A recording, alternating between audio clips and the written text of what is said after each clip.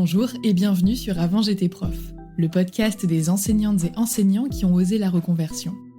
Je m'appelle Florence, j'ai été professeure des écoles pendant 6 ans et je travaille maintenant à mon compte en tant que rédactrice web SEO. Aujourd'hui, je suis aussi épanouie dans ma vie personnelle que professionnelle.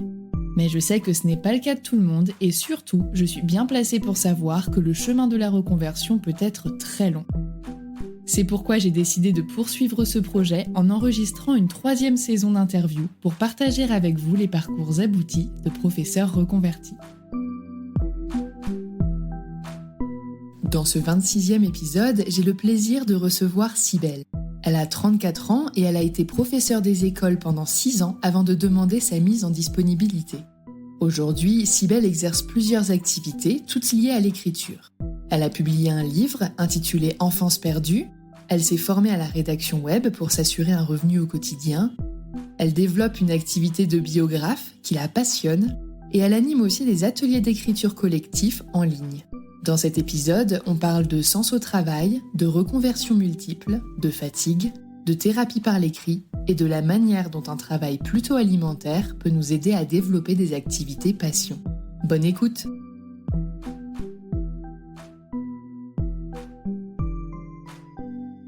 Bonjour Cybèle. Bonjour Florence. Je te souhaite la bienvenue sur le podcast. Pour la petite histoire, donc pour les auditeurs, c'est un réenregistrement puisque la première fois qu'on a fait cet épisode au mois de juin dernier, donc toi Cybèle, t'étais dans les cartons pour partir vivre en Grèce. Moi, j'étais dans mes cartons pour partir vivre en Équateur et y a beaucoup de choses qui ont changé depuis. Donc voilà, c'est plus approprié de faire un épisode un peu mis à jour, on va dire. Donc pour commencer, si tu le souhaites, tu peux te présenter. Alors, donc je m'appelle Cybèle, je vais avoir 34 ans dans 2 semaines. J'ai 2 enfants, un garçon de 5 ans et demi et une fille de bientôt 3 ans. Et donc, je vis actuellement en Grèce, à Athènes, et donc depuis 3 mois et pour 3 ans. Donc, voilà, c'est une expatriation de 3 ans. Et donc, je suis en disponibilité de l'Éducation nationale pour suivi de conjoint cette année. L'année dernière, j'étais en disponibilité pour élever les enfants. Voilà, c'est une disponibilité de droit aussi. Et j'ai été prof des écoles à Paris pendant 6 ans. Et qu'est-ce qui t'avait mené justement à être enseignante au départ ? Alors l'enseignement, c'était déjà une reconversion. Pour repartir un peu au départ, donc j'ai jamais voulu être prof, moi. J'ai jamais voulu être maîtresse d'école. Voilà, c'était pas trop dans mes projets. J'ai fait un bac L, Hippocagne, Cagne, licence de communication. J'ai fait un master 1 de philo et un master 2 de conseil éditorial. Et donc, j'ai travaillé avant d'être prof dans la communication et dans des agences ou chez l'annonceur. J'ai fait attaché de presse, community management, chef de projet, pendant 2-3 ans à Paris. Et puis, suite à un licenciement économique dans ma dernière entreprise, pour la petite histoire, c'était une entreprise d'édition de DVD, de films, donc, et on devait lancer une plateforme VOD l'année où Netflix est arrivé en France. Donc, forcément, on a été licenciés. Mais voilà, du coup, ça m'a permis de toucher le chômage pendant 1 an et de préparer donc le concours de professeur des écoles à Paris, dans l'Académie de Paris, et de le préparer tranquillement parce que j'avais le chômage. Je l'ai fait avec le CNED, voilà, en candidat libre. Donc, et je l'ai eu du premier coup, plutôt facilement. Et en fait, c'était vraiment dans l'idée de changer de métier, de faire un métier qui ait plus de sens. Voilà, je me sente utile au collectif, je me sente que je sache pourquoi je me lève le matin et que voilà, je vais avoir un vrai rôle dans la société. Le service public, ça me tenait à cœur aussi. Donc voilà, c'était une reconversion, pas forcément passion, mais plus pour avoir du sens, quoi, trouver du sens. Et est-ce que justement, tu as trouvé le sens que tu y cherchais ? Oui, et en même temps, j'avais complètement une image idéalisée, je pense, du métier, parce que j'avais le souvenir de mon enfance à moi, dans ma petite école de village, dans les années 90, qui ressemble plus du tout à ça aujourd'hui, et surtout, et notamment à Paris. Donc j'avais idéalisé, et je pense que je me suis un peu pris un mur, quoi. Donc après, je pense que j'ai trouvé le sens, c'est-à-dire que j'étais utile aux enfants, les enfants, enfin, la maîtresse, c'est tout pour eux, quoi. Donc Donc ça, ce sens-là, je l'ai trouvé, mais voilà, je m'attendais pas à être si en difficulté en fait dès le début parce que pas d'accompagnement. J'ai préparé le concours donc avec le CNED, donc toute seule. J'ai pas eu de stage dans des écoles ou de. En fait, j'ai jamais mis les pieds dans une école avant d'être prof. Donc ça pose un peu problème quand on se retrouve face à une classe de moyens grands à 26 élèves, je sais plus, et que voilà, on se dit mais qu'est-ce que c'est que ça? Contrairement à toi, moi j'ai toujours voulu être professeur des écoles, mais parce que justement comme toi, j'adorais j'avais l'image de mon école quand j'étais petite, et moi je vivais plutôt à la campagne, et dans mes classes on était 7 ou 8. Donc quand je suis arrivée en REP de la région rennaise et qu'on était plutôt 30, je me suis dit ouh là là, c'est pas du tout ce qu'on m'avait vendu. Ouais, voilà, donc bon, on a l'image un peu idéalisée aussi qui est vendue un peu sur le site de l'Éducation nationale, sur le site du CNED, etc. Et puis du ministère, quoi. Et puis après la réalité, donc oui, je trouvais ça très dur en fait, enfin l'écart entre les deux. Et après, mais je continue quand même de penser que c'est un métier, un des plus beaux métiers. Enfin que voilà, si après j'aime pas trop parler de vocation parce que il s'agit pas juste de ça. Même si on a la vocation, on a forcément des difficultés dans le contexte actuel. Enfin voilà, ça suffit plus quoi. Je suis d'accord avec toi sur le fait que même moi, en étant partie, je continue de penser que sur le fond, c'est un très beau métier. Je n'exclurais pas d'y revenir, mais la forme, pour moi, c'est pas possible. Enfin, est-ce qu'il y a un événement en particulier ou une chose qui fait que tu as décidé de te mettre en dispo et de songer à changer à nouveau de métier? En fait, dès la première année, comme je te dis, j'ai été vraiment confrontée enfin, vraiment à des difficultés, la gestion de classe, la préparation des cours, enfin tout ça, tout était nouveau. Je me noyais un peu dans tout ça et on n'était pas accompagnés à l'ESP. On avait des cours qui étaient complètement déconnectés de la réalité, de ce qu'on vivait en classe. On avait bien sûr, oui, des visites, des conseillers pédagogiques, des formateurs, etc. Mais moi, je les vivais plus comme des évaluations ou des mini-inspections, quoi, qu'un réel accompagnement. Alors que je suis plutôt tombée sur des personnes bienveillantes, mais c'était un stress en plus, en fait. Et bon, cette première année-là, je me suis dit, bon, ça va être difficile, mais c'est normal, c'est le début, je dois tout apprendre. Ça va venir avec le temps. Moi, j'entendais beaucoup, oh, c'est normal, le début, les premières années, tu verras au bout de 10 ans. Je dis, quoi, 10 ans, ça me paraît un peu long quand même. Et puis, voilà, j'ai continué pour essayer de trouver ma place, quoi. Et puis, j'ai un peu insisté, quoi. Je me suis dit, mais bon, je vais finir par y arriver. Et puis, il y avait quand même je voyais qu'il y avait des bons moments, des réussites, des bonnes relations avec les parents aussi. Donc, les élèves m'aimaient bien globalement, mais c'était tout le fonctionnement à côté, en fait. Et notamment quand je suis revenue de mon premier congé mat, donc c'était ma 3e année, je reviens en septembre et mon fils avait 4 mois. Donc j'avais un 80% pour m'occuper de lui le lundi. Et les autres jours de la semaine, on m'avait mis sur 4 écoles différentes. Donc voilà, des cartons, j'étais ZIL, j'étais, je ne sais même plus quoi, TRS, enfin comment ça s'appelle. Bref, j'avais 4 niveaux, 3 écoles dans 3 arrondissements. Enfin, et cette année-là, c'était en plus de la naissance de mon premier enfant, qui est déjà un gros chamboulement dans la vie. Ça a été le moment où je suis un peu tombée en dépression, quoi. Et voilà, j'étais très très fatiguée, épuisée. Et en janvier, j'ai demandé au syndicat de m'aider à faire en sorte de passer à la mi-temps, en espérant qu'ils me laissent tomber l'école la pire où c'était en REP, enfin où j'étais le vendredi et c'était horrible parce que j'arrivais et ils n'avaient rien à faire de moi. Enfin, c'était des CE2, je me rappelle, et le vendredi, bah voilà, c'est la remplaçante, on s'en fout. Et il faisait rien, enfin, que le bazar toute la journée.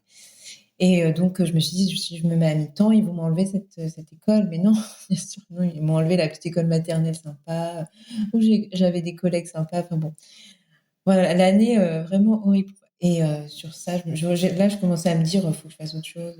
Vraiment, ce manque de considération pour les problématiques personnelles, parce que quand même, voilà, prendre en compte quelqu'un qui revient de congé mat, c'est quand même pas... Ah bah, des fois, je vois des affectations. Enfin, moi, j'ai eu des copines qui attendaient des enfants, donc enceintes, quoi, et des affectations à 1 heure et demie de route, alors que bon, c'est pas forcément ce qui est le plus recommandé, tu vois. Donc, il y a pas, effectivement, il y a peu de considération, à moins que tu rentres dans la case d'un formulaire de quelque chose qui est prévu à cet effet. Mais sinon, c'est mort. Ouais, non, voilà.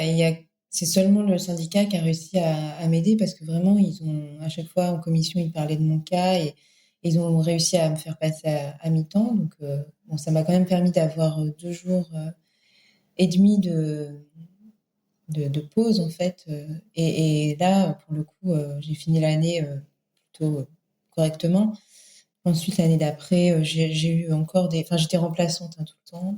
J'ai fini par avoir un poste en maternelle au bout de 5 ans. Et là, on m'a dit, ah, dans le 5e arrondissement, donc c'est quand même très rare d'avoir un poste en maternelle dans cet arrondissement au bout de 5 ans de concours. Et puis, je me suis dit, bah voilà, je vais enfin pouvoir faire mes projets, j'ai ma classe, je vais suivre les élèves sur l'année, je vais pas être juste le bouche-trou du lundi. Ou voilà. Et en fait, ça m'a aussi en même temps angoissée de me dire, bah, si je reste là pendant 30 ans.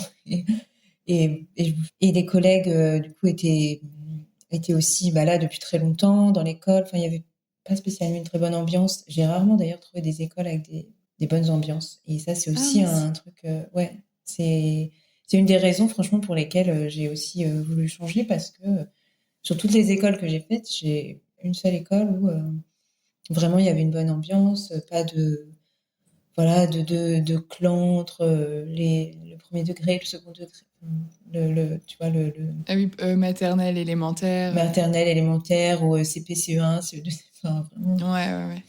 Donc, Ah oui, entre les cycles. les cycles, voilà. Ah, tu vois, j'ai oublié déjà tous les termes. Ah, mais quelle mauvaise fonctionnaire tu fais. Oh là là. On oublie vite, hein. Non, mais déjà, là, me replonger dans, tu vois, tous les détails et tout, ça me paraît loin. Alors que sur le moment, j'étais au fond du trou. Enfin, vraiment, j'en rigole aujourd'hui, mais c'était vraiment pas facile et j'avais des classes difficiles. Enfin, comme tout le monde, hein, comme tous les profs, mais en fait, à force de dire, bah, c'est pas grave, c'est normal, ça va passer, bah, en fait, tu t'encaisses et puis à un moment, tu peux plus, quoi. Donc, la dernière année, je suis revenue, donc j'ai eu ma fille, donc une deuxième enfant, et puis je suis revenue de congé mat. J'avais pris un congé parental derrière qui est tombé pendant le Covid, donc ça s'est bien goupillé finalement. Et je suis revenue, elle avait 8 mois. Donc, mais je savais que c'était la dernière année que je voulais faire. C'était sûr qu'il fallait que ce soit la dernière, parce que avec 2 enfants, je me suis dit c'est pas possible, je vais pas pouvoir bien m'occuper d'eux et en étant si fatiguée. Donc, parce que on n'habitait pas tout près des écoles, on avait déménagé. Donc, j'avais beaucoup de trajets, je me levais tôt, j'étais enfin, vraiment fatiguée et le soir, j'avais plus d'énergie pour m'occuper de mes propres enfants, quoi. Donc, au-delà de la dépression postpartum, alors qu'en réalité, c'était à cause du travail et de la surcharge du travail, quoi, et de cette sursollicitation au travail aussi par les enfants. Ça, en fait, je me suis Mince, rendu c'est compte que fatigant. c'est Ah bah c'est c'était, tout le temps. ah ouais, ouais, mais moi, j'étais beaucoup en maternelle, donc les enfants, bah, il y a pas de pause, quoi. Il y a pas de pause pour aller aux toilettes, ils te suivent, ils te suivent comme leur ombre, ils te tiennent la main tout le temps, tu as pas de moment, pour respirer, quoi. Donc le soir, moi, mes enfants, je devais, prendre sur moi dans ce qui me restait d'énergie, bah, pour m'occuper d'eux. Donc je me suis dit: «C'est pas possible, en fait, tu dois donner, donner, donner et puis à un moment, tu as plus rien à donner». Donc je l'ai entendu tellement, «Ah, c'est bien quand tu as des enfants d'être prof, comme ça tu as les vacances avec eux». Oui, enfin, peut-être que pendant les vacances, j'ai envie d'avoir des vraies vacances aussi et du coup d'être bien avec mes enfants, mais pas épuisée parce que les vacances des profs, c'est juste, bah, une semaine tu travailles et une semaine tu essayes de te recharger un peu, mais la plupart du temps tu es malade.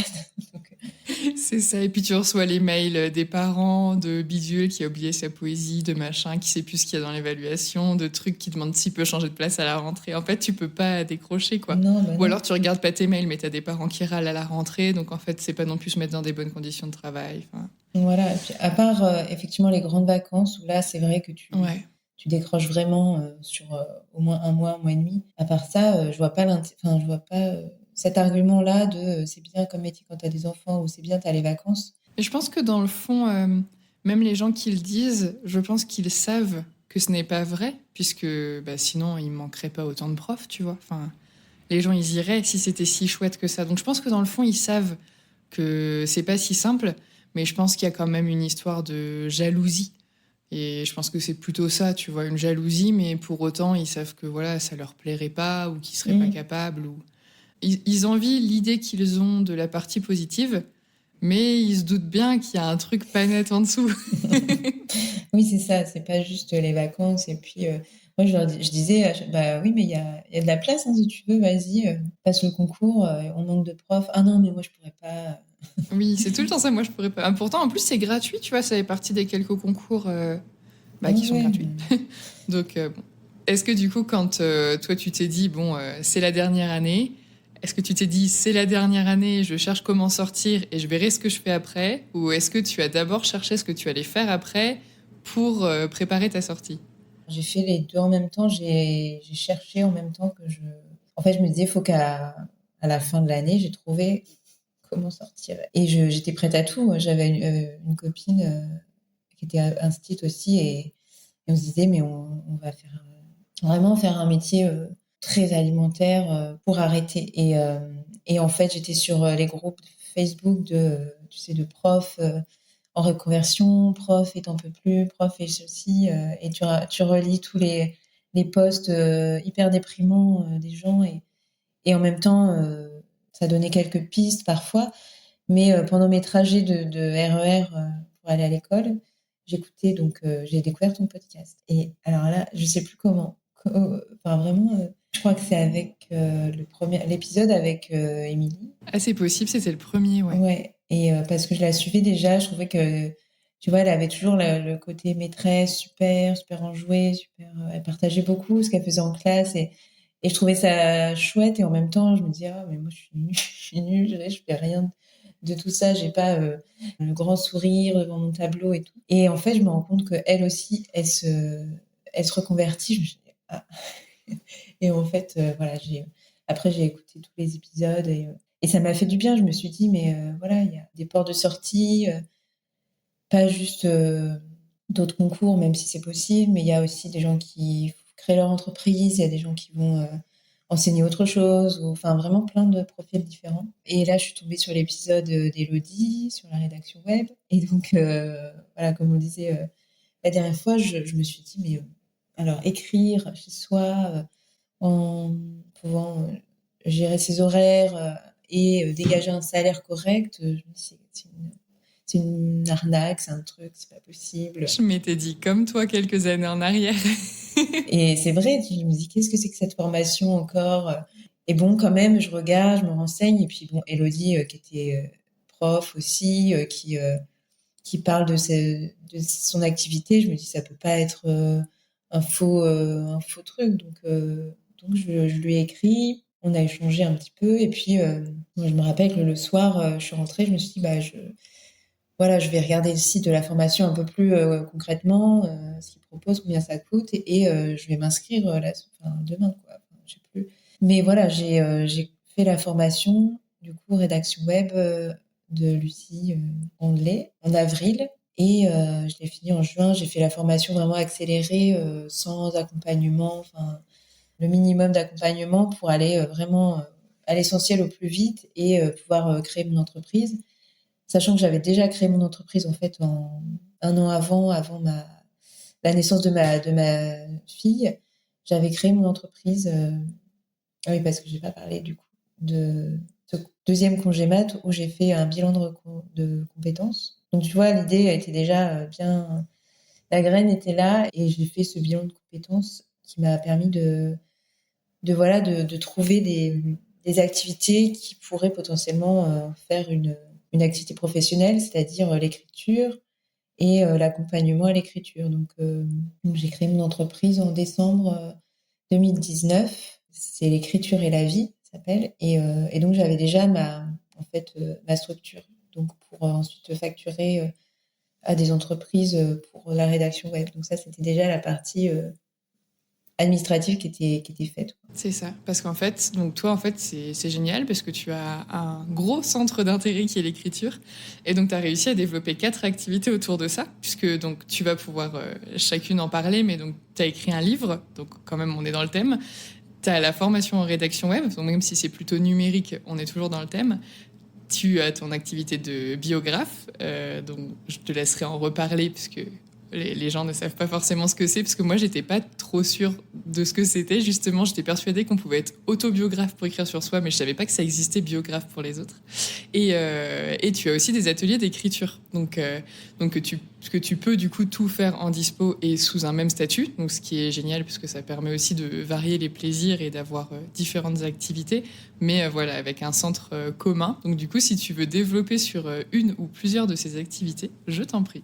Donc le premier point, c'est le livre que j'avais écrit quand donc, j'étais dans cette année un peu horrible après mon premier congé mat, où j'étais sur plein d'écoles et où j'avais eu des expériences de remplacement très difficiles. J'avais commencé à écrire. Donc le jour justement que j'avais de libre dans la semaine, et le soir quand mon fils dormait, j'écrivais ces moments de vie d'école qui m'avaient un peu traumatisée, ou en tout cas ça me faisait du bien de les écrire. Et puis finalement, je l'ai tourné sous forme romancée quand même. Et donc j'ai fini par écrire un roman, quand même un peu une autofiction, parce que ça parle d'une jeune enseignante qui arrive, qui débarque un peu, qui sait pas trop où elle met les pieds, puis qui va essayer de tout faire pour un élève, pour le sortir un petit peu de son milieu social, etc. Et en parallèle, il y a une histoire plus personnelle. Donc ça, je l'ai auto-édité et il est disponible sur Amazon. Ouais, je mettrai le lien dans la description du podcast, et pour ceux qui suivent déjà l'émission, j'en ai parlé dans la newsletter et sur le compte Instagram, et je l'ai moi-même lu et je l'ai dévoré. J'ai adoré. Merci beaucoup. Voilà, ça fait plaisir parce que c'est vrai que j'avais eu quelques retours positifs. Enfin, j'avais fait lire à des bookstagrammeuses, comme on dit. Et puis à chaque fois, j'ai eu des bons retours. Bon, après, j'ai pas eu d'édition officielle, classique. C'est difficile, ouais. je pense, à obtenir. Ah oui, c'est hyper difficile. Il y a des milliers de manuscrits qui sont envoyés tous les jours. Enfin voilà. Mais en tout cas, voilà, ça me tenait à cœur de l'éditer quand même, d'en avoir un objet livre. Et puis voilà, il est là, il est écrit. Donc je me suis dit, bah, autant le donner à lire aux autres. À la suite de ça, donc j'ai créé cette entreprise, l'écriture et la vie. Et le but, c'était au départ d'écrire voilà les biographies des gens comme toi et moi. Bon, souvent c'est plutôt quand même des personnes âgées, mais pas que. On peut avoir envie d'écrire sur un événement de sa vie en particulier, même si on a 30 ans, on a vécu quelque chose de difficile ou d'extraordinaire, un voyage, je sais pas, voilà, et on a envie de l'écrire, mais on ne sait pas forcément comment le faire, avec quelle structure, quels mots, etc. Et donc, moi, ce que je fais, c'est que j'interviewe les gens, donc comme un journaliste, comme toi, voilà, comme tu fais maintenant, et ensuite je retranscris les propos de la personne, mais pas du mot à mot, forcément. Bien sûr, il y a toute une partie écriture et correction, et j'essaye de recouper les événements avec des événements historiques, et de vérifier aussi, parce que parfois les personnes ne savent plus exactement quelle date c'était, si c'est pendant la guerre. Voilà, ils ont oublié exactement si c'était 42, 43, enfin voilà, donc il y a des recherches un petit peu derrière historiques. Enfin, ça devient un livre qui est offert dans la famille de la personne. Donc c'est souvent un cadeau en fait que les gens font à leurs parents ou leurs grands-parents. Et ça, voilà, les petits-enfants se réunissent, ou les enfants, et puis ils offrent cette possibilité-là à la personne d'écrire sa vie. Et ensuite, ça reste dans la famille et ça se transmet, quoi. Donc, et souvent, c'est un bel objet, c'est un beau cadeau, c'est quelque chose qu'on prend pas le temps de faire en fait. Et puis quand la personne n'est plus là, on se dit, bah, je sais pas en fait plein de choses, et c'est dommage. Il y a beaucoup d'éléments aussi dans les familles qui ne se transmettent pas forcément un peu par tabou. Il y a plein de sujets qu'on n'aborde pas, mais qui pourraient être abordés avec toi parce que tu es une personne tierce. Et donc ça permet quand même de léguer une partie de l'histoire de la famille de manière plus claire, on va dire, à la suite, quand les personnes s'en vont, quoi. Donc c'est vrai que c'est assez inestimable comme cadeau parce que c'est rare, je pense. Je suis pas sûre qu'il y ait ça dans beaucoup de familles, en fait. Non, non, non, c'est vraiment rare quand j'en parle. On me dit toujours, ah, mais c'est super, c'est une super idée. Et puis, mais en fait, c'est vrai que ça prend du temps, ça a un coût. Et en fait, on le fait pas parce que voilà, on a d'autres choses à faire. Mais en fait, c'est très, très important. Enfin, moi, je trouve de garder une trace, voilà, de la famille, de son héritage et de parfois découvrir des choses. Alors, il n'y a pas toujours des secrets de famille, des trucs tabous, mais rien que voilà, des petits souvenirs. Parfois, il y a des gens qui pensent qu'ils n'ont rien à raconter, que leur vie est voilà, pas extraordinaire, mais on s'en fiche en fait. On n'est pas obligé d'avoir fait justement la guerre ou d'avoir fait le tour du monde pour avoir des choses à raconter. Donc non, moi je trouve que et donc sur le site que j'ai, c'est ce que je dis, c'est que chaque vie mérite d'être racontée et transmise quoi. Voilà. Et après, ça peut être aussi de l'accompagnement. Donc il y a la partie voilà où c'est moi qui écris et il y a une autre partie où la personne veut écrire elle-même parce que ça lui tient à cœur, parce que elle aime bien écrire mais elle sait pas trop comment s'y prendre, comment faire, comment avancer. Parce que voilà, écrire tout seul de son côté, c'est pas non plus facile. Donc là, c'est plutôt un accompagnement à l'écriture, comme une forme de coaching, de conseil, je dirais plutôt de conseil éditorial. Et donc là, j'aide à voilà, structurer, à faire le chapitrage, à corriger, à avoir un regard extérieur en fait. Et j'avais découvert du coup sur ton site internet que tu avais une certification de biographe. Et c'est comme ça que j'avais su que c'était, je mets des guillemets là à la caméra, mais un vrai métier. Oui, alors c'est comme, je pense que c'est un peu comme rédacteur web, il y a de tout. Il y a des formations, il y a cette certification-là qui est sérieuse et que j'ai passée justement pendant mon congé mat en ligne, c'était en distanciel, et qui permet d'avoir toutes les connaissances pour mener des entretiens, pour savoir voilà, au niveau déontologie, comment aborder les choses, comment créer son entreprise, comment éditer un manuscrit, comment l'imprimer, les relations avec l'imprimeur, etc. Des choses très, très techniques comme ça. Et puis voilà, il y a pas beaucoup oui, c'est vrai, de formations. Je crois qu'il y en a une à Paris 3, une à Lyon, où tu as une formation d'écrivain public, biographe, mais voilà, il n'y a pas encore de vrai diplôme en fait. C'est un peu, ça fait partie des métiers non réglementés, mais C'est ça. Et puis ça va peut-être se développer aussi à son rythme, quoi. Parce qu'il y a plein de métiers, tu vois, qui n'existaient pas il y a, je sais pas, 10, 15, 20 ans, et qu'on voit gagner en popularité petit à petit. Et ça nous fait une belle transition vers la rédaction web, qui n'existait pas forcément quelques années en arrière, et que du coup tu pratiquais aussi, mais j'imagine que tu le percevais de manière complètement différente. Enfin, t'as pas le, il y a pas forcément le même côté humain, puisque pour le faire aussi, quand tu te retrouves à faire de la rédaction pour, c'est pas toi qui avais dû rédiger pour des pompes funèbres. si, si, ouais, Voilà. ouais. Tu vois, moi, j'avais fait un plombier, donc voilà, les premiers contrats, tu vois, il n'y a pas forcément ce côté histoire, relations humaines et personnelles comme tu peux retrouver dans la biographie. Donc, mais voilà, ça te fait quand même ça te fait une troisième activité. En fait, c'est ce qui est intéressant dans ton parcours. Je te coupe un petit peu, mais c'est de montrer que t'es pas obligé de quitter le métier d'enseignant en ayant trouvé le métier et en n'ayant qu'un seul métier. Parce que j'avais interviewé la première saison Diana, qui avait donc son métier passion, qui était calligraphe, et qui ne voulait pas justement que tout repose là-dessus, et qui ne voulait pas avoir la pression financière liée à ça, pour pas accepter tout et n'importe quoi, et que ça reste une passion. Et donc elle avait un job étudiant à côté. Et ce qui était intéressant, c'est que toi, du coup, tu as 4 activités qui sont quand même toutes en lien avec l'écriture, donc c'est quand même ce que tu aimes, mais qui te permet de faire tout de même des choses différentes. Mais du coup, tu me diras, mais je pense que la rédaction web, le fait que ce soit en ligne et avec des contrats parfois plus courts ou sur des sujets qu'au départ, on ne choisit pas toujours, j'imagine que tu ne le percevais pas de la même façon. Oui, alors moi, la rédaction web, c'était vraiment pour le coup, la porte de sortie, la plus facile, quoi. C'était l'issue de secours, tu vois, de la classe. Et donc, je l'ai fait parce que je savais que ça allait me permettre de dégager un salaire assez rapidement et assez équivalent à celui de prof, ce qui a été le cas.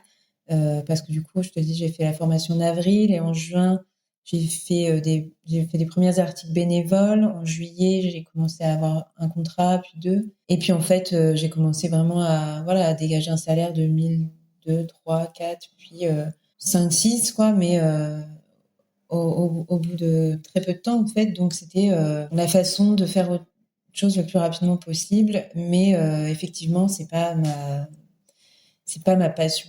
C'est de l'écriture, mais c'est pas ce que j'entends par quand j'entends écriture. Mais C'est ça, c'est plus technique et peut-être moins. Alors ça dépend des sujets pour lesquels tu écris, mais moins. Il y a peut-être moins de liberté, entre guillemets, moins d'humain, comme je disais tout à l'heure. C'est plus cadré, c'est plus réglementé, c'est plus. La partie SEO fait ça en fait. La partie référencement fait que il y a quelques codes à suivre. Tu as un client. C'est pas la même relation que tu as avec la personne que tu interviews pour faire sa biographie. Tu as un client qui va te donner peut-être, je sais pas, un sujet, un nombre de mots, des éléments de langage, des liens à placer, etc. Donc t'as pas la même liberté que quand tu pars sur plusieurs pages de livres pour raconter l'intégrale de l'histoire de quelqu'un, quoi. oui, c'est ça. Et puis même si ça me dérange pas, voilà, l'aspect cadré SEO, bon, ça fait partie de l'exercice, mais c'est surtout en fait les thèmes. Moi, je sais pas, peut-être que j'ai pas réussi à avoir les clients qui me parlaient, qui me plaisaient, mais moi, j'ai travaillé beaucoup avec des agences, donc tu choisis pas vraiment les sujets. Donc on te dit il y a ça, ça, ça à faire, bah tu prends quoi, parce que c'est ce qui va te permettre de gagner tes sous. Donc pour l'instant, là, je suis un peu en pause aussi. J'ai arrêté mes contrats. Enfin, j'ai mis une pause en fait au contrat, et là, j'avais dit jusqu'en novembre. Donc là, j'ai les agences qui commencent à me recontacter. Coucou, alors, t'es de nouveau disponible? J'ai pas trop envie de donner suite, mais parce que là, on est dans on vient de s'expatrier, c'est particulier, il y a tout à découvrir, il y a plein de gens à rencontrer, de choses à faire ici, en fait, sur place, et j'ai pas envie de m'enfermer, en fait, chez moi, devant mon ordi, comme je pouvais le faire l'année dernière. Là, je me dis, ce serait trop dommage de passer à côté de ces 3 années, même si, voilà, je continue là, pour le coup, la quatrième partie de mon activité, c'est les ateliers d'écriture. Et ça, c'est, bon, pour le coup, celle que je continue le plus à exercer et à faire. Et ça me plaît beaucoup, ça me motive. C'est des moments, en fait, ça dure 1 heure et demie, 2 heures, d'écriture collective où on a l'impression vraiment d'être dans une bulle du temps, et tout s'arrête, et on est bien quand on discute, on écrit sur des thèmes, et puis après, bah voilà, on reprend notre vie, mais en attendant, on a eu cette petite parenthèse, et c'est toujours trop bien, quoi, parce que Moi, les thèmes, je les reçois par email parce que du coup, je suis inscrite à ta newsletter. Mais est-ce qu'ils sont aussi sur ton site internet ou pas? Est-ce que les gens peuvent les consulter ou est-ce qu'il faut te les demander? voilà, sur mon site, sur ma page Instagram, et puis ensuite par mail, effectivement, on peut être dans la mailing list pour recevoir le planning et toutes les informations. Et donc voilà, c'est des thèmes. Ça se recoupe un peu avec les biographies, c'est-à-dire que c'est des thèmes un peu pour écrire sur soi, quoi. C'est des thèmes personnels souvent, mais voilà, ça fait ressurgir des choses. Alors c'est pas de l'écriture thérapeutique parce que je suis pas thérapeute, mais il y a un petit côté thérapeutique. Enfin, je sais pas. En tout cas, ça fait du bien, quoi. Si, des retours que je vois, parce que je vois les gens des fois qui te repartagent sur Instagram et je vois que les retours sont vraiment très positifs et je pense qu'effectivement ça fait du bien, d'autant que voilà, je vois dans l'optique dans laquelle tu l'as fait, il y a effectivement pas du tout de jugement, donc j'imagine que les groupes que tu crées sont à cette image-là aussi. Oui, voilà, c'est des personnes, souvent, bon, plutôt des femmes, qui ont des enfants ou pas. Ce matin, j'en ai fait un, il y avait la fille d'une dame que j'ai rencontrée ici, donc qui a 15 ans, et il y avait aussi une autre dame que j'ai rencontrée ici qui a, je sais pas, peut-être la soixantaine, mais c'était hyper diversifié, et je trouvais ça super parce que le thème, c'était nos maisons. Donc, tu vois, ça peut paraître un thème un peu banal, mais en fait, voilà, tu peux dire plein de choses et ça fait ressortir plein de souvenirs, c'était vraiment, vraiment intense. Et il y a des thèmes un peu plus personnels, il y a l'enfance, l'adolescence. Mais en tout cas, cette activité-là, je la continue et je la poursuis même chez moi ici. Elles viennent, les filles que j'ai rencontrées ici viennent chez moi et c'est vachement bien parce que du coup, normalement, je le faisais que en visio et puis je trouve que ça donne une autre dimension, quoi. Donc venez en Ah Grèce. bah oui, c'est sûr. Attention, tu vas avoir des demandes de, de billets d'avion, là. Ah oui, par contre, ça fait un peu cher l'atelier d'écriture. Ouais, c'est pas compris dans le prix? C'est ça que t'es en train de nous dire?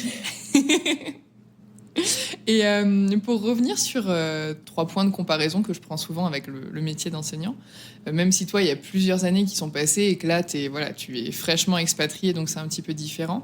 Mais est-ce que globalement, tu as eu l'impression de retrouver cette surcharge de travail que tu avais en tant que prof dans tes différentes activités? Non. Bah, la rédaction web, c'est-à-dire que le temps de travail est un peu morcelé. Je dis je travaillais, mais en fait, les journées, c'était 9h, 16h. Après, j'allais chercher les enfants, parce que le but aussi de changer, c'était d'être plus présente pour les enfants, d'être en forme et d'être présente le matin pour les emmener à l'école et le soir pour aller les chercher et pas les laisser à la garderie, etc. Donc à 16h, j'arrêtais et ensuite je reprenais quand ils dormaient. Ce que je faisais déjà en fait quand j'étais prof parce qu'il y a toujours des choses à faire et que je retravaillais le soir, un petit peu le week-end aussi, mais c'était pas la même, je sais pas, la même dynamique, la même fatigue, parce qu'il y avait pas toute une journée derrière de fatigue mentale, physique aussi, mais C'est toi qui décides comment tu découpes ta journée pour justement passer du temps avec les gens que t'aimes finalement. oui, voilà, donc la charge de travail peut être équivalente, mais un peu moindre quand même, je pense, mais surtout moins Oui. fatigante. Et en termes de vacances, puisque c'est indirectement lié à cette première question, est-ce qu'en tant qu'indépendante, tu as réussi à prendre des vacances comme tu le souhaitais? Est-ce que tu en prenais autant qu'en étant enseignante parce que peut-être les vacances scolaires vis-à-vis des enfants? Est-ce que tu en avais autant besoin que quand tu étais enseignante? Alors les vacances, quand tu es indépendant, malheureusement, c'est un peu compliqué, je trouve, moi, d'en prendre parce que tu as toujours l'impression que tu gagnes pas d'argent, quoi. Donc si tu travailles pas, tu gagnes rien et donc tu culpabilises, tu dis mais puis de toute façon, moi j'avais toujours tendance à accepter peut-être trop de choses, mais je disais oui, oui, oui à tout parce que je me disais sinon je vais manquer, je vais avoir moins, etc. Donc finalement, les vacances, j'en prenais une semaine sur les deux pour les vacances scolaires pour être avec les enfants, mais je travaillais quand même le soir. Je travaillais, si je regardais la télé, par exemple, je travaillais pendant la sieste. Dès que j'avais un petit moment, en fait, c'était pas détente, quoi. C'était je vais finir mon article. Et pendant les grandes vacances d'été, je travaille dans la voiture. Voilà, je travaille dès que je peux, quoi. Mais là, du coup, bon, depuis qu'on est parti, comme j'ai mis un peu un frein, je suis plus voilà, je suis plus en mode vacances détente. Mais ça va pas durer, ça peut pas durer éternellement. Non. Est-ce que le niveau de vie en Grèce est inférieur au coût de la vie de France? Alors non, j'étais assez surprise parce que non, la vie est assez chère. Bon, là, on est dans un quartier, on n'est pas dans Athènes centre, mais un peu au nord. Et oui, enfin, en fait, le coût de la vie est à peu près le même en fait, que celui qu'on avait en région parisienne. Après, on va déménager l'année prochaine pour être plus près du lycée français pour les enfants. Donc, je pense que ce sera un quartier un peu moins cher. Mais non, là, on va pas. Non, on fait pas x2. Je pose la question parce que là, moi, je me rends compte, donc là, je suis en Équateur depuis quelques semaines et on se rendait compte que quand tu consommes local, que tu vas au marché, que tu prends les petits plats sur les bords de route, etc., pour l'équivalent d'1,50 $, tu as ton entrée, ton plat et ta boisson. Donc en ce moment, c'est quasiment 1 $, 1 €. Par contre, dès que tu veux acheter un produit qui ne vient pas d'ici, on est allé hier faire nos courses, 1 kilo de pâtes Barilla, ça coûte quasiment 6 $. Et c'est super cher. Par contre, à côté de ça, tu peux acheter 1 kilo de bœuf et ça va peut-être te coûter 1 € et quelques ou 2 € et quelques, tu vois. Enfin, c'est pas du tout les mêmes gammes de prix qu'en France. Donc parfois, on a l'impression que la vie n'est pas chère du tout. Donc je me dis, bon, ça va, je vais pas prendre beaucoup de contrats pendant que je suis ici, il me faut juste que je sois à niveau par rapport à ce que je dépense. Et parfois, j'ai vraiment envie de manger des pâtes et de la crème fraîche, et vraiment, ça coûte cher, tu vois. Du coup, je me dis, peut-être travailler un peu le mois prochain, on va louer un appart et on va s'arrêter de travailler. Donc c'est assez... voilà, il y a vraiment les deux côtés, quoi. Ça dépend, nous, si on consomme local ou pas. Donc je me posais la question parce que justement, pour parler un petit peu salaire, il y a aussi cette question-là, déjà, de manière générale, quand tu te reconvertis, il n'y a pas juste l'histoire de récupérer le même salaire qu'on avait. Parce que si, par exemple, tu lâchais 300 ou 400 euros dans l'essence, comme c'était mon cas, parce que je t'ai muté loin, bah ça, tu l'utilises plus si après tu bosses depuis chez toi, tu vois. Donc même si tu gagnes 300 euros de moins, tu as le même niveau de vie.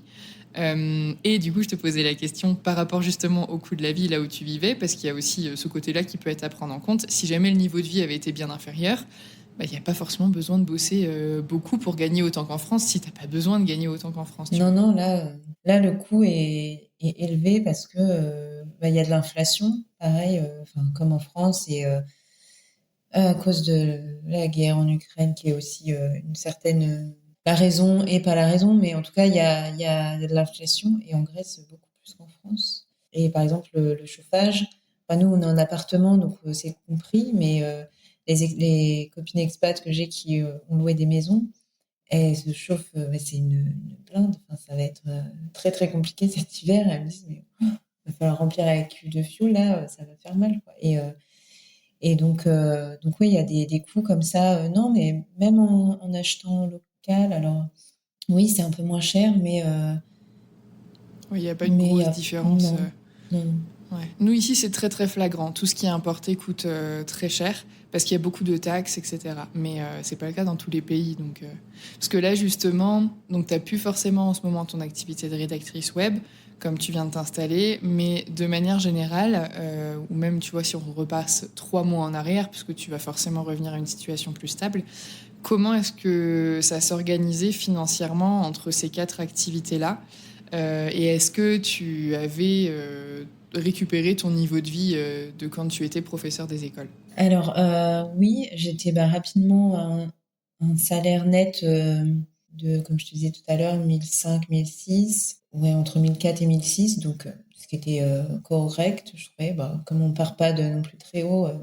Mais ça se répartissait en, je dirais, 70-30, 70% de rédaction web, voire 80, et 20-30% de biographie, accompagnement à l'écriture, etc. Mais j'ai lancé les ateliers d'écriture en fait seulement en juin dernier, donc ça fait pas si longtemps que ça. Mais ça, c'est vrai que c'est vraiment une petite. Pour l'instant, ça me fait pas un revenu, quoi.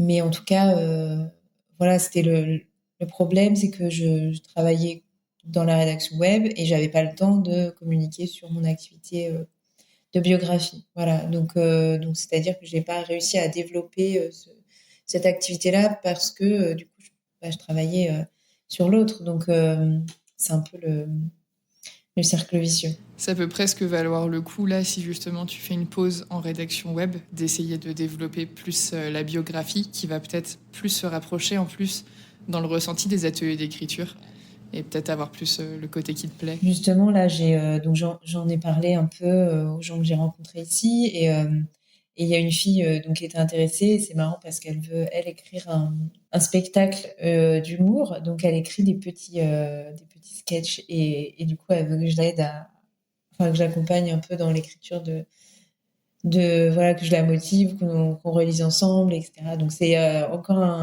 une nouveauté, tu vois, que j'ai jamais faite, mais c'est assez stimulant, quoi. Et c'est rigolo parce que du coup ça mêle un peu le théâtre, que du coup il faudra qu'elle trouve quelqu'un d'autre pour l'aider sur cette partie-là, mais et l'écriture. Donc ouais, c'est non, ça prend bien. Je me dis que ça fait que 3 mois qu'on est là, et puis il y a déjà des gens qui voilà qui sont intéressés, et qui reviennent. Enfin voilà, je trouve que ça peut C'est bien parce que 3 mois, mine de rien, c'est court quand tu arrives quelque part. Enfin, il faut que tu t'installes, que tu prennes possession des lieux, que tu découvres ton environnement. Il y a toi, ta nouvelle vie, ton conjoint, sa nouvelle vie, les enfants, leur nouvelle vie. Donc il y a quand même beaucoup de nouveautés. Tu n'as plus du tout tes repères auquel tu avais l'habitude de te fier, quoi. Donc, c'est très, très différent. Ouais, mais c'est pour ça que je m'étais dit jusqu'en novembre et encore, je me dis peut-être jusqu'à Noël pour vraiment s'installer. Et puis, la priorité, c'était voilà, être là pour les enfants qui se sentent bien dans leur nouvelle école, leur nouvel environnement. Et puis pas avoir cette pression de me dire vite, faut que je travaille là, faut qu'ils dorment parce que j'ai un truc à rendre et parce que du coup travailler jusqu'à minuit et pas être opérationnel le matin. Enfin, voilà, j'ai vraiment envie de prendre ce temps-là aussi pour eux, quoi. Comme la reconversion que j'ai entrepris, c'était un petit peu aussi dans ce but-là. Ils sont petits et je pense que toutes les profs qui ont des enfants petits peuvent comprendre ça. Et c'est pas toujours évident voilà, de dire allez, j'arrête. Financièrement, c'est souvent un frein, mais c'est possible. En fait, c'est à la fois un frein et à la fois une liberté, parce qu'en tant qu'enseignant, tu peux pas dire ah ben pendant quelques jours là j'arrête, ou pendant quelques mois pour être plus avec mes enfants, tu vois. T'as pas le choix, c'est genre soit t'as ton contrat toute l'année ou plus si affinité, soit t'as pas du tout.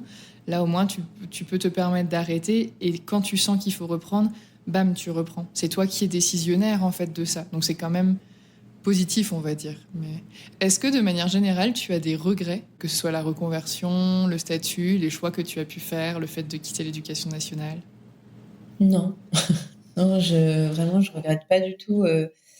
Même si parfois tu vois, je suis un petit peu nostalgique, mais je pense que c'est parce que effectivement, j'oublie vite les choses. Et je pense que si je replongeais là demain dedans, je me dirais mais qu'est-ce que n'importe quoi, tu vois.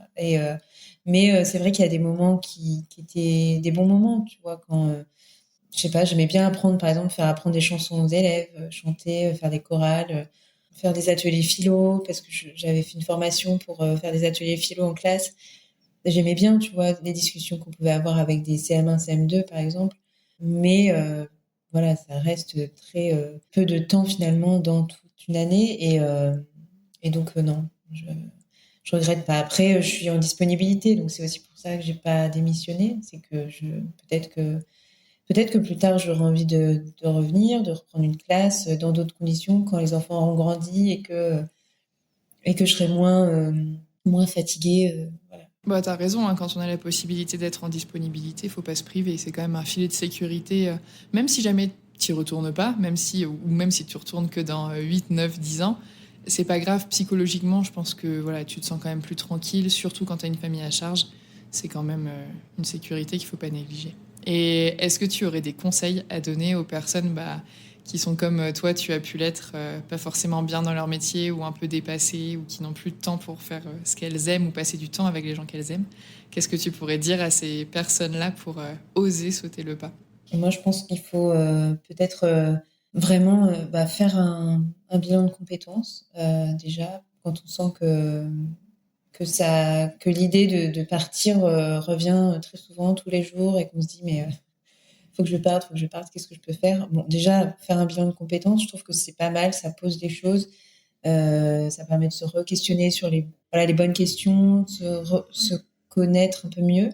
Et parce qu'on a plein de compétences en fait. Quand on est prof, on se dit qu'est-ce que je vais pouvoir faire? Je sais rien faire à part être devant des élèves, mais non. Enfin, on a plein de compétences, donc un bilan de compétences, ça permet de les faire ressortir. Je trouve de se donner un peu de confiance.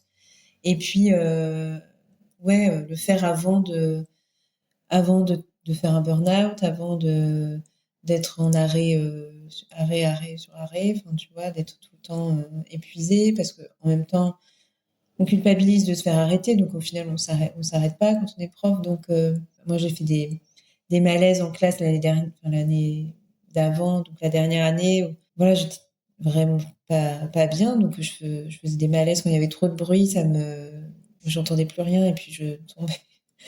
Donc, enfin, vraiment le faire avant d'en arriver à ça et puis, euh, et puis le faire peut-être petit à petit, voilà, prendre, pas forcément démissionner, tout arrêter d'un coup, mais ouais, prendre peut-être une disponibilité si c'est possible, ou je sais pas, un aménagement déjà du temps de travail. Bon, je sais que les temps partiels sont de moins en moins autorisés.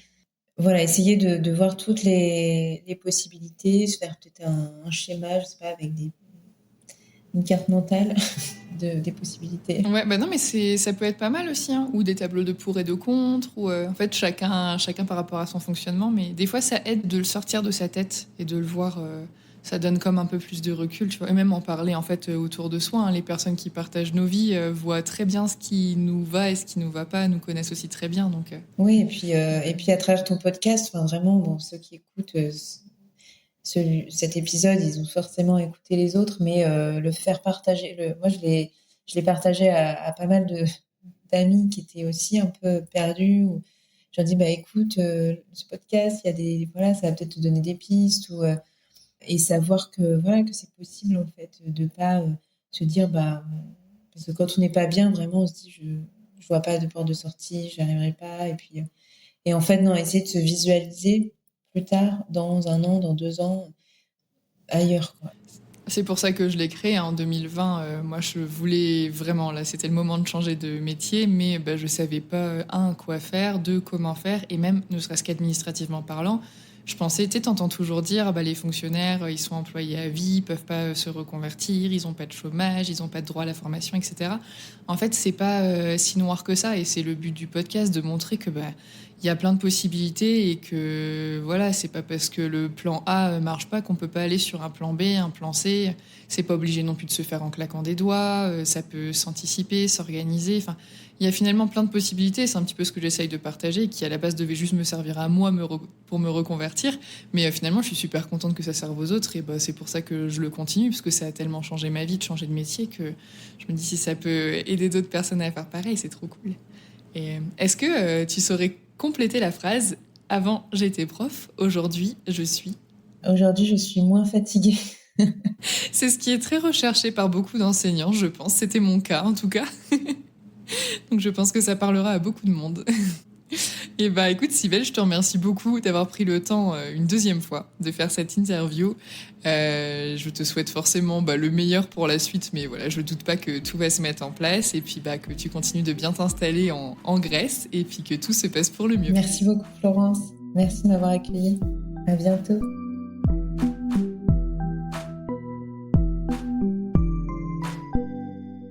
Merci d'avoir écouté cet épisode jusqu'au bout. S'il vous a plu, abonnez-vous pour ne pas rater les prochains épisodes. Pour que le podcast gagne en visibilité, vous pouvez le noter et le commenter sur votre application d'écoute favorite. Je vous invite également à le partager avec vos proches, vos collègues et sur vos réseaux sociaux. Pour soutenir le podcast financièrement, je vous donne rendez-vous sur Tipeee, une plateforme de financement participatif dont vous trouverez le lien dans la description de l'épisode. Les dons y sont possibles à partir d'€1 et ils me permettent de financer le matériel, l'hébergement et une petite partie du temps que je passe à créer ce podcast. Merci à toutes les personnes qui ont accepté de faire un don et qui ont facilité la diffusion de cette 3e saison. Grâce à vous, j'ai pu déléguer le montage et le mixage de l'épisode que vous venez d'entendre à Alice, qui est ingénieure du son. Retrouvez l'actualité du podcast sur Instagram et Facebook @avantj'étaisprof, ainsi que les liens vers les sujets abordés dans la description de l'épisode. À bientôt!